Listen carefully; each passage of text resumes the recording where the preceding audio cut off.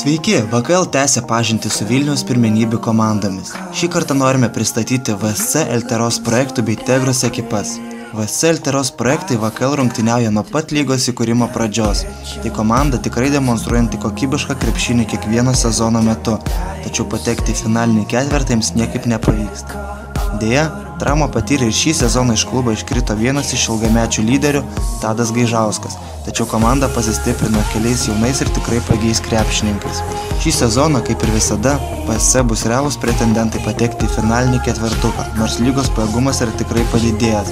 O plačiau apie komandos vidinį gyvenimą VKL krepšinio lygai pasakojo Dovydas Petrauskas. Mes jau pameluot gal 4 metai jau esam susibūrę į šitą kolektyvą.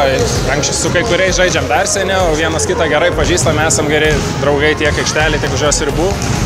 Ir čia tiesiog ateinam praleisti gerai laiką, o jeigu dar sekasi retkarčiais ir kai kam įkasti ir pasiekti tam tikrų visai neblogų vietų, tai manau švis, tas ir yra mėgėjų lygis. Mėgėjų lyga tam ir yra. O pati komanda, tai jūs turbūt leidžiat laiką ne tik aikštelėje, turit kažkokios užklasinės veiklos vadinamos? Be abejo, visi mes, sakau, šiais metais ypač prasidėjo vestuvių pikas, einam švęs vienas kitų vestuvių, gimsta vaikai, sakau, keista iš tikrųjų matyti, kaip pradėjom dar visiškai jauni ir dabar, sakau, tiesiog augam visi kaip viena bendruomenė, viena komanda ir tikrai gerai bendraujam tiek ir už komandos, tiek už aikštelės ribų, tiek. Sezonas dar tik šiaip prasidės, bet kalbant apie komandos tikslus B lygai, kokie būtų šiemet? Jeigu nekeltų aukščiausių tikslų, kam išvis žaisti. Yra labai daug gerų komandų, bet manau su visom galim žaisti.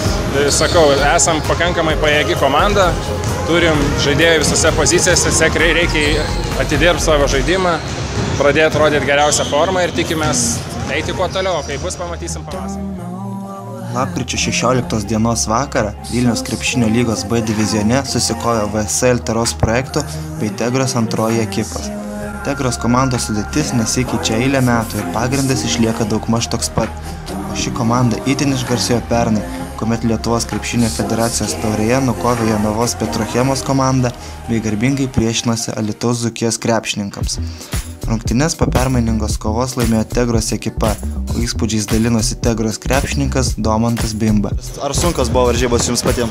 Tai buvo labai sunkios varžybos, kietos, maža salė. Tikrai buvo ką veikti. Vienos sunkiausių varžybų šį sezoną. Sužaidė kiti žaidėjai, dėl to ir pavyko pasiekti pergalę.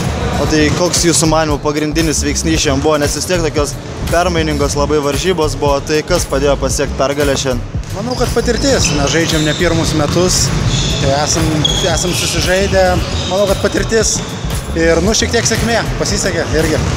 O galbūt dar kiek anksti klausti, nes sezonas dar tik prasidėjęs, bet kalbant apie komandos tikslus, kokie būtų šiemet B lygoje? Tikslai tai patekti į ketvertą. Manau, viskas susidėjo iš smulkmenų, kažkur neatsitvėrėm kamulio, kažkur neįmetėm savo metimo, neužpuolėm ant greito. Grinai smulkmenas, kažkur neišdirbta, galbūt nežinau, kas buvo. Tiesiog manau, galėjom šiandien laimėti. Tiek jie, tiek mes. Tiesiog šiandien jiem labiau pasisekė. Pas juos bandysim atsigriebti. O varžovo komandai žaidė žaidėjas, kuris yra bene naudingiausias VKL, renka po 30 su trupučiu naudingumo balų. Ar buvo akcentuota kažkiek gynyba prieš jį, nes fiziškai stiprus žaidėjas po krepšio ar teko grumtis? Jo. Iš esmės tai mes jį pažįstamės, kaip ir esam draugai ir ta prasme prieš jį tiek su juo esam žaidę, tiek prieš jį. Žinojom, kaip jisai ima kamuolius, kad reikia jam skirti ypatingą dėmesį, bet labai galbūt neakcentam, daugiau stengiame žaisti savo žaidimą. Ir viskas kaip ir sekės neblogai, sakau, bet kažkokios smulkmenos susidėjo ir šiandien dėjo pergalės nežinau.